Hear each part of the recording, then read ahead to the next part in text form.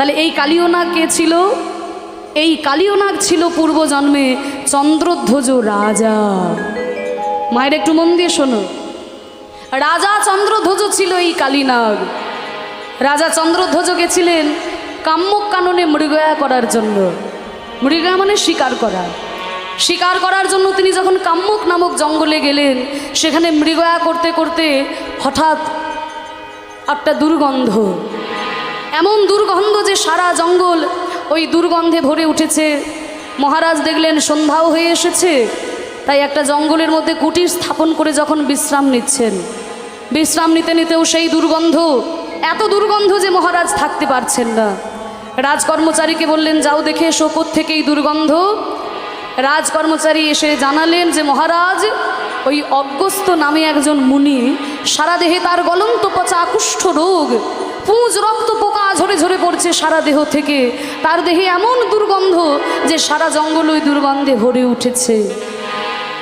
চন্দ্রধ্বজ রাজা বললেন, যাও কর্মচারী, ওই অগস্ত্য মুনির গলন্ত পচা কুষ্ঠ দেহটিকে রথের চাকার মধ্যে বেঁধে টানতে টানতে জঙ্গলের বাইরে ফেলে দিয়ে এসো। এই বলে ওই অগস্ত্য মুনির গলন্ত পচা কুষ্ঠ দেহটিকে রথের চাকার মধ্যে বেঁধে টানতে টানতে জঙ্গলের বাইরে ফেলে দিলে। আর ওই যন্ত্রণায় কাতর হয়ে ছটফট করতে করতে অগস্ত্য মুনি বলে উঠলেন, হে রাজা,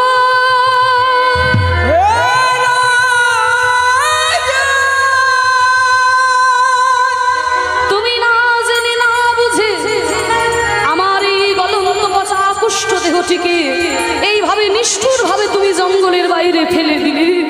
আমি যেমন আমার সারা দেহে ব্যথা অনুভব করলাম, তোমাকেও ব্যথা পেতে হবে। আমি তোমাকে অভিশাপ দিলাম, মহারাজ, তোমার শূল যন্ত্রণা হোক। আমি যেমন যন্ত্রণায় ছটফট করলাম, তুমিও যন্ত্রণায় ছটফট করো।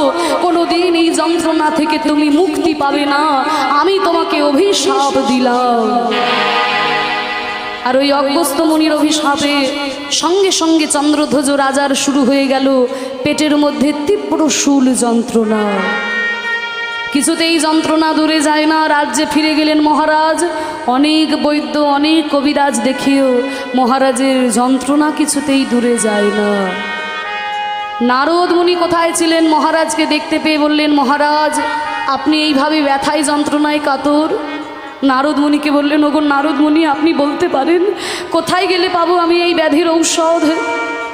নারদ মুনি বলল, শুনুন মহারাজ, হিমালয় পর্বতে আছে মানস সরোবর। সেই মানস সরোবরে বাস করে দুটি সুবর্ণ